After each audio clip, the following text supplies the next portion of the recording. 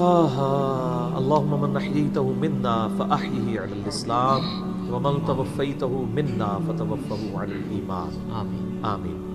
کل نفس ذائقۃ الموت، یہ قرآن حکیم میں کئی دفعہ یہ آیت ریپیٹ ہوئی ہے کہ ہر جان کو موت کا مزہ چکھنا ہے، اور یہ بات بالکل طے ہے کہ ہر شخص کی موت کی جگہ، ٹائم، سیکنڈز تک اللہ تعالیٰ نے ڈیفائن کر دی ہے اس کی تقدیر میں، وہ آگے پیچھے نہیں ہو سکتی، نیور، ناٹ ایٹ آل۔ اور یہ جو بخاری مسلم میں آیا نا کہ جو شخص چاہتا ہے کہ اس کی عمر دراز کر دی جائے، اس کے رزق میں فراوانی ہو، وہ اپنے رشتہ داروں کے ساتھ حسن سلوک کرے، تو یہ بھی تقدیر میں لکھا ہوا ہوگا کہ اس کی عمر ہے 60 سال، لیکن یہ اپنے رشتہ داروں کے ساتھ حسن سلوک کرے گا، اللہ تعالیٰ اس کی عمر 70 سال کر دے گا، وہ بھی لکھا ہوگا، وہ 70 ہی ڈیفائن ہوئی ہے، وہ 60 کا 70 بننے کے بعد جو 70 ہے وہ اللہ تعالیٰ نے لکھا ہوا ہے، ٹھیک ہو گیا جی؟ تو یہ اللہ تعالیٰ کے یعنی فیصلے ہیں۔ قرآن حکیم بالکل واضح ہے، سورہ آل عمران میں آتا ہے کہ جب غزوہ احد کے موقع کے اوپر منافقین نے کہا نا کہ ہم نے اپنے بھائیوں کو منع کیا تھا کہ احد کے میدان میں نہ جاؤ ورنہ قتل ہو جاؤ گے، تو اللہ تعالیٰ نے فرمایا اگر ان کی موت کا وقت آ چکا ہوتا یہ خود کھینچے چلے جاتے اپنی مقتل گاہوں کی طرف، یہ اپنے آپ کو روک بھی نہ پاتے۔ پھر سورہ نساء میں آیا کہ تم اپنے آپ کو مضبوط قلعوں میں بھی بند کر لو نا، موت تمہیں وہاں پہ بھی آ کے جائے گی، وہ موت کو آپ ٹال نہیں سکتے، ایک لمحہ نہ آگے ہوگی نہ پیچھے۔ سورہ لقمان کے بالکل اینڈ میں آتا ہے نا کہ 5 علوم اللہ تعالیٰ کے ساتھ خاص ہیں، ان میں ایک ہے کہ کوئی جان نہیں جانتی کہ اس کو کس زمین میں موت آئے گی، ہاں اللہ تعالیٰ وحی کے ذریعے بتا دے، جیسے مسلم شریف میں حدیث ہے نبی صلی اللہ علیہ وآلہ وسلم نے غزوہ بدر سے ایک دن پہلے زمین پہ لکیریں کھینچ دی تھی بدر کے میدان میں، یہاں کل ابو جہل کی لاش ہوگی، یہاں عتبہ کی ہوگی، یہاں امیہ ابن خلف کی ہوگی۔ سر اب آپ عمر سیریز دیکھیں نا، وہاں آپ کو لاشیں پڑی ہوئی نظر بھی ہیں، ٹھیک ہو گیا جی؟ تو یہ آپ صلی اللہ علیہ وآلہ وسلم نے پہلے ڈیفائن کر دی تھی ساری چیزیں، تو یہ اللہ تعالیٰ نے آپ کو وحی کے ذریعے بتایا تھا، اللہ تعالیٰ بتا سکتا ہے اپنے پیغمبر کو، تو واقعی موت کا وقت مقرر ہے، وہ ٹل نہیں سکتا۔ لیکن اس پہ یہ بھی سوال ہوتا ہے کہ اگر کوئی شخص کسی کو قتل کر دے تو پھر اس کا کیا قصور ہے؟ وہ اللہ تعالیٰ کا ایک قانون ہے، اس نے مرنا تو تھا، اس میں کوئی شک نہیں ہے، لیکن دنیا میں اللہ تعالیٰ نے رولز اور ریگولیشن کے ساتھ دنیا کو جوڑا ہوا ہے۔ سورۃ البقرہ میں آیا کہ قصاص میں انسانیت کی زندگی ہے، سورۃ المائدہ میں آیا جس نے ایک جان کو ناحق قتل کیا اس نے پوری انسانیت کو قتل کیا، اور جس نے ایک شخص کی جان بچائی پوری انسانیت کی جان بچائی۔ لہٰذا یہ جو کوئی کسی کو قتل کرے گا تو قرآن میں ہے قصاص کے اندر انسانیت کی زندگی ہے۔ انسانیت 2 چیزوں پہ چل رہی ہے، احترام جان اور احترام مال۔ اگر یہ 2 چیزیں نکل جائیں تو معاشرہ نہیں چل سکتا۔ گوروں کا معاشرہ ہم سے بہتر کیوں ہے؟ بغیر ریلیجن کے بھی احترام جان احترام مال ہے، جسٹس ہے، انصاف ہے، عدالتیں آزاد ہے، جہاں پہ احترام جان بھی احترام مال بھی ہے۔ سالوں تک وہ ثبوت ڈھونڈتے رہتے ہیں، اس کے بعد بندے کو پکڑتے ہیں، یا بندے پکڑ کے غائب ہو کے مر مرا جاتے ہیں، ان کے رشتہ دار عدالتوں کے چکر کاٹتے رہتے ہیں کہ جی ہمارا بچہ اٹھایا گیا، نہ عدالتوں کو پتہ ہوتا ہے نہ اور کسی کو پتہ ہوتا ہے۔ تو یہ چیزیں تو پھر ظاہر ہے کہ ایک ریونج کریٹ کریں گی نا۔ ہم اس لیے کہتے ہیں عدالتوں کو آزاد ہونا چاہیے، عدالت سے اوپر کوئی نہیں ہونا چاہیے، عدالتیں آزاد ہوں گی باقی سارا سسٹم بہتر ہو جائے گا، ٹھیک ہو گیا؟ تو یہ یعنی اللہ تعالیٰ نے وقت مقرر کر دی ہے، وہ آگے پیچھے نہیں ہوگا۔ اور آپ دیکھتے ہیں کتنے لوگ موت کے منہ سے واپس آ جاتے ہیں۔ حضرت خالد بن ولید رضی اللہ تعالیٰ 100 سے زیادہ مار کے لڑے انہوں نے، اور جب موت کا وقت قریب آیا وہ کہتے ہیں میرے جسم کا کوئی ایک حصہ بھی ایسا نہیں جہاں پہ کسی نیزے یا تلوار کا نشان موجود نہ ہو۔ یہ عمر سیریز میں انہوں نے ان کی موت کا وقت فلمایا ہے، ابو دردہ ان کے پاس بیٹھے ہوئے ہیں اور وہ کہتے ہیں دیکھ لو اگر موت میدان جنگ میں آنی ہوتی نا ابو دردہ تو میرے جسم کا ایک حصہ بھی ایسا نہیں جہاں پہ کوئی زخم نہ ہو، اور میں ایک بوڑھے اونٹ کی طرح بستر مرگ پہ مر رہا ہوں۔ میدان جنگ میں نہیں شہادت ملی، شہادت اتنی آسانی سے نہیں مل جاتی انسان کو، وہ اللہ تعالیٰ جس کے لیے ڈیفائن کرے گا۔ باقی یہ کہ اللہ تعالیٰ نے ان کو ایک فضیلت دی کہ وہ اللہ کی تلوار تھے، ظاہر تلوار تو ٹوٹ نہیں سکتی تھی، تو جو لوگ اللہ کے لیے زندگی گزارے وہ عام حالت میں بھی مرے اللہ تعالیٰ ان کو شہادت کو عطا فرما دیتا ہے۔ میدان جنگ میں جانے سے موت نہیں آتی، کتنے لوگ موت کے منہ سے واپس آتے ہیں، اور سر ایئر کریش میں لوگ بچ گئے ہوئے ہیں، اور تو اور چھوڑ دیں جہاں پہ کوئی انسان امیجن نہیں کر سکتا، کئی بم پھٹتے ہیں، بندے مر جاتے ہیں، کسی عورت نے بچہ اٹھایا ہوا ہے، بچہ سیدھا سلامت مل جاتا ہے وہاں سے، یہ اللہ کے فیصلے ہیں کس کے لیے کیا زندگی رکھی ہے. وہ اسی لیے کہا جاتا ہے نا کہ مارنے والے سے جو بچانے والا جو ہے نا وہ بڑا ہے. یعنی وہ ویسے تو مارنے والا بھی اللہ ہی ہوتا ہے، لیکن وہ اس حوالے سے کہا جاتا ہے کہ دنیا میں اگر کوئی سمجھتا ہے نا کسی شخص کو مار سکتا ہے تو، اور اگر اللہ نے اس کی موت نہیں لکھی ہوئی وہ نہیں ہے. موت انسان کی زندگی کی حفاظت کرتی ہے. سر میری سب سے بڑی محافظ میری موت ہے. اگر میری موت لکھی ہوئی ہے نا 2050 کے اندر، پوری دنیا مل کے بھی مجھے 2049 میں بھی نہیں مار سکتی.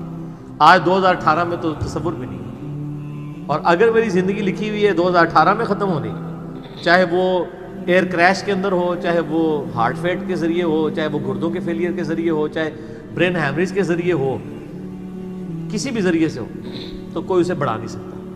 دیکھ لینا آپ پچھلے دنوں کتنا بڑا ایک واقعہ ہوا ہے. یعنی ہمارے پاکستان میں 3 ٹائمز جو پرائم منسٹر رہے ہیں نواز شریف صاحب، ان کی بیوی 1 سال سے زیادہ وینٹیلیٹر کے اوپر رہی ہے. ان کے پاس پیسے کی کوئی کمی تھی؟ علاج کرانے کا کوئی ایشو تھا؟ سب کچھ کروایا، بچا سکے؟ نہیں. غریب آدمی تو کہتا ہے پیسے ہوتے تو شاید بچ ہی جاتا. سر جن کے پاس پیسے ہیں وہ بچا کے بتاتے ہیں. موت کا وقت لکھا ہوا ہے سر، کوئی نہیں ٹال سکتا. صرف پیغمبر کے بارے میں بخاری مسلم میں آتا ہے، عائشہ کہتی ہیں کہ نبی صلی اللہ علیہ وآلہ وسلم فرمایا تھا کہ اللہ تعالیٰ انسان جو پیغمبر ہوتا ہے نا اس کے اوپر یہ آپشن رکھتا ہے کہ وہ چاہے تو ہمیشہ کے لیے زندہ رہے، چاہے اسے موت آ جائے. پیغمبر کے علاوہ کسی اور کے لیے یہ فضیلت نہیں ہے. اور کہتی ہیں کہ بخاری مسلم دونوں میں نے وفات النبی پہ مسئلہ 163 بھی ریکارڈ کروایا، اس میں نے بتایا تھا کہ عائشہ کہتی ہیں نبی صلی اللہ علیہ وآلہ وسلم اپنے موت کے وقت بار بار اوپر سر مبارک یعنی اٹھاتے تھے اور کہتے تھے اللہم الرفیق الاعلیٰ. تو کہتی ہیں میں نے جان لیا کہ حضور اپنی صحت مند زمانے میں کہا کرتے تھے کہ موت کے وقت نبی کے اوپر پیش کیا جاتا ہے، چاہے تو وہ دنیا میں رہے چاہے اسے موت آ جائے. تو مجھے لگتا ہے کہ نبی علیہ السلام پہ اس وقت آفر وہ پیش کی جا رہی ہے اور آپ کہہ رہے ہیں اللہ مجھے رفیق الاعلیٰ کے ساتھ ملا لے. تو میں نے کہا مجھے اب پتہ چل گیا کہ آپ صلی اللہ علیہ وسلم کو یعنی وفات ہو جائے گی آپ کی. یہ نبی کے لیے خاص ہے اور کسی کو کوئی آپشن نہیں ملتا. وہ بخاری مسلم میں موجود ہے نا حدیث، حضرت موسیٰ علیہ السلام کے پاس حضرت اسرائیل علیہ السلام. اسرائیل کا لفظ تو یعنی تفسیر تبری میں اور یہودیوں کے ہاں ملتا ہے، یہ بنی اہل سنت کے ہاں بھی رناؤنڈ ہے. اصل میں لفظ ہے ملک الموت، دونوں لفظ ٹھیک ہے.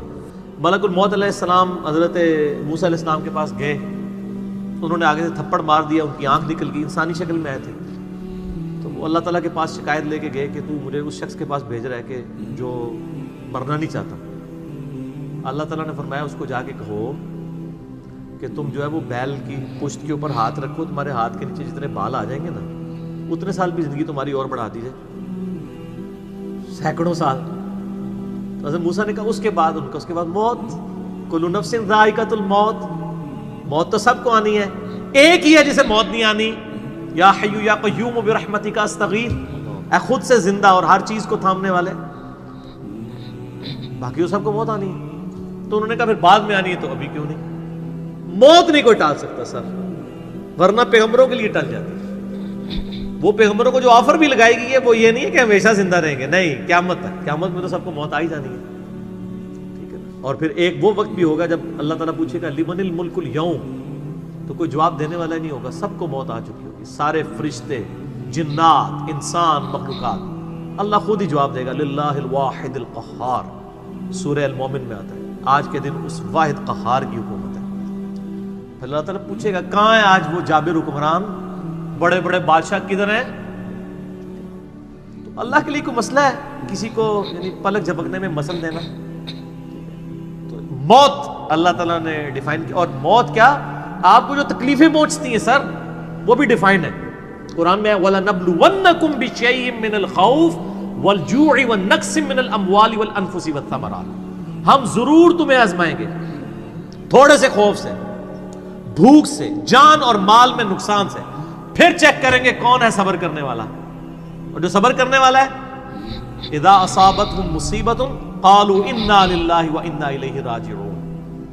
تو پھر ان لوگوں کے ساتھ اللہ تعالیٰ ہوتا ہے جو کہتے ہیں ہم بھی اللہ کی طرف سے آئے تھے، اللہ کی طرف چلے جائیں گے، یہ تکلیف بھی آئی تھی الٹیمیٹلی تو چلی جائے گی نا. ان اللہ مع الصابرین، اللہ تعالیٰ صبر کرنے والوں کے ساتھ ہے. اس حوالے سے ایک آیت قرآن حکیم کی بڑی کریٹیکل ہے، مجھے ضمناً یاد آ گئی، سورہ الحدید کے اندر ہے. بہت کرٹیکل آیت ہے، اور یہ ٹاپک قرآن حکیم میں صرف سورہ الحدید کے اندر ہی ایڈریس ہوا ہے، اور جس طریقے سے یہ شد و مت کے ساتھ بیان ہوا ہے نا، آیت نمبر 22-23، اعوذ باللہ من الشیطان الرجیم، ما اصاب من مصیبت فی الارض، کوئی مصیبت بھی زمین میں نہیں آتی، ولا فی انفسکم، اور نہ تمہاری جانوں میں، یعنی زمین پہ جتنے زلزلے آتے ہیں، طوفان آتے ہیں، سونامی آتے ہیں، قحط پڑتا ہے، یہ جتنے بھی عذاب آتے ہیں یا تکلیف آتی ہیں، اور نہ تمہاری جان میں، یعنی کسی کو کینسر ہوتا ہے، کسی کے گردے فیل ہوتے ہیں، کسی کی آنکھ ضائع جاتی ہے، کسی کے اوپر فالج کا اٹیک ہو جاتا ہے، کسی کو ہارٹ اٹیک ہوتا ہے، اللہ تعالیٰ فرماتا ہے یہ ساری تکلیف چاہے زمین پہ ہیں یا تمہاری جانوں پہ، الا فی کتاب من قبل ان نبرأها، وہ تو پہلے ہی ہم نے لوح محفوظ پہ لکھی ہوئی ہے، اس سے پہلے کہ ہم ان کو بھیجے، ڈیفائن ہے، ہونا ہے کہ فلاں تاریخ کو اتنے بجے اس کے ساتھ یہ ہوگا، یہ ڈیفائن ہے۔ ان ذالک علی اللہ یسیر، بے شک یہ اللہ کے لیے بہت آسان ہے، ٹینشن نہیں لینی کہ یار یہ کیسے ہو سکتا ہے کہ پہلے ہی پتا ہو، اربوں انسانوں کے ساتھ اربوں واقعات، اور صرف انسان نہیں باقی مخلوقات کے ساتھ، اللہ فرماتا ہے میرے لیے تو آسان ہے، لیکن اس کی ریزن بتائیے کیوں ہے، لِكَيْ لَا تَأْسَوْا عَلَى مَا فَاتَكُمْ، یہ ہم نے اس لیے کیا تاکہ جو تم سے بات، جو نعمت تم سے چھن جائے تم اس کے اوپر افسوس نہ کرو، وَلَا تَفْرَحُوا بِمَا آتَاكُمْ، اور نہ تم شیخی بگاڑو جو تمہیں نعمت ملے اس کے اوپر، اچھائی ملے تو یہ نہ کہو بڑا میرا کمال ہے، وہ تقدیر میں تھی، ملنی تھی، اور اگر کوئی چیز چھن جائے تو افسوس نہ کرو، واللہ لا يحب كل مختال فخور، اللہ تعالیٰ کو شیخی بگاڑنے والے پسند نہیں ہے۔ یہ آیت نمبر 22-23 بتا رہی ہے سورۃ الحدید کی کہ زمین و آسمان پہ جتنی بھی تکلیف انسانوں پر، جنات پر، جانوروں پر آتی ہیں وہ ڈیفائنڈ ہے، اور انہی تکلیف میں سے ایک بڑی تکلیف موت ہے، وہ بھی ڈیفائنڈ ہے، وہ کوئی ٹال نہیں سکتا، کوئی کسی کی موت کو ٹال نہیں سکتا، اور نہ کوئی کسی شخص کو موت دے سکتا ہے۔ آپ دیکھیں لوگوں نے کتنی ایفرٹس کی ہیں، خود ہمارے نبی صلی اللہ علیہ وآلہ وسلم پہ کس قسم کی ایفرٹس کی گئی ہیں، اللہ تعالیٰ نے آپ کو کس طریقے سے مکے سے نکال کے مدینے تک پہنچا دیا، اور وہ بخاری مسلم میں بڑی مشہور حدیث ہے، آپ تو درخت کے نیچے آرام کر رہے تھے، تلوار سائیڈ پہ لٹکائی ہوئی تھی، ایک عرابی آیا دشمن، اس نے موقع غنیمت جانا کہ آپ سوئے ہوئے ہیں، اس نے تلوار اٹھائی اور نبی صلی اللہ علیہ وسلم کے یہاں پہ رکھ دی اور کہا محمد آج تجھے میرے ہاتھوں سے کون بچائے گا؟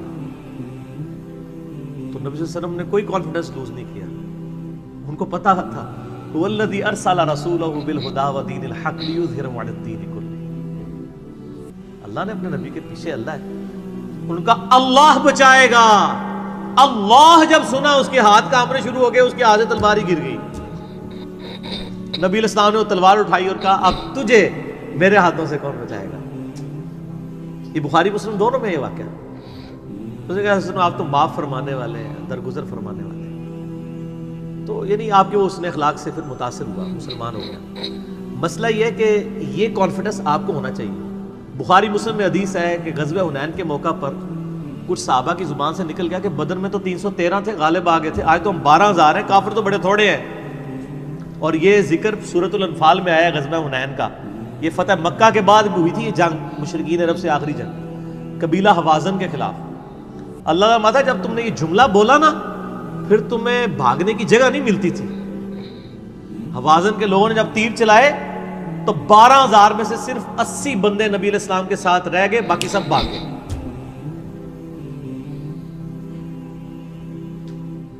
اور صحابہ کہتے ہیں، بخاری مسلم کے الفاظ ہیں، میں نے حضور کی معجزات والا جو لیکچر دیا ہے مسئلہ 131 اس میں بتایا کہ نبی علیہ السلام اکیلے آگے جا رہے ہیں، انا النبی لا کذب انا ابن عبد المطلب، میں نبی ہوں اس میں کوئی شک نہیں ہے، اور میں عبد المطلب کا بیٹا ہوں۔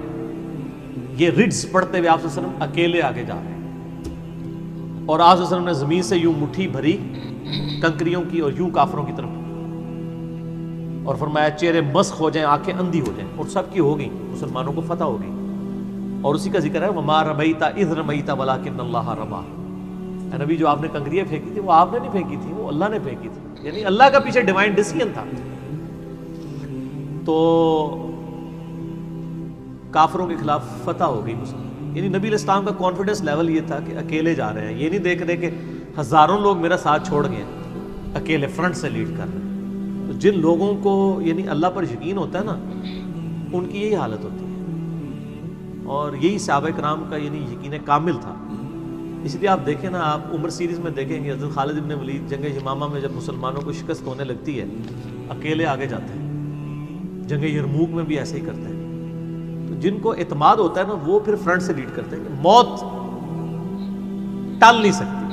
موت کیا، تکلیف بھی جو آپ کو پہنچنی ہے، اور سر اسی کے ساتھ آپ زندگی گزار سکتے ہیں. اس کے بغیر آپ زندگی نہیں گزار سکتے، کڑ کڑ کے مر جائیں گے. آپ کس اس چیز کو کیٹر فور کر سکتے ہیں؟ ہم یقین کریں صبح اسکول بچوں کو بھیجتے ہیں تو دعائیں پڑھتے رہتے ہیں. کیا ہو سکتا ہے؟ ایکسیڈنٹ ہو سکتا ہے، وہاں پہ بچہ جھولے سے گر سکتا ہے، کسی کی ہڈی ٹوٹ سکتی ہے، کان پٹی پہ لگ جائے ڈیتھ ہو سکتی ہے. یار اتنی چیزوں کو کون کاؤنٹر فار کر سکتا ہے؟ اللہ. تو اللہ پہ توکل کریں، اور جب تکلیف آ جائے انا للہ و انا الیہ راجعون. صحیح مسلم میں حدیث ہے، نبی صلی اللہ علیہ وآلہ وسلم نے فرمایا جو شخص تکلیف کے وقت فوراً پڑھ لے انا للہ و انا الیہ راجعون اللہم اجرنی فی مصیبتی واخلف لی خیرا منہا، اللہ تعالیٰ اس کو اس کا بہتر نعم البدل عطا فرما دے گا.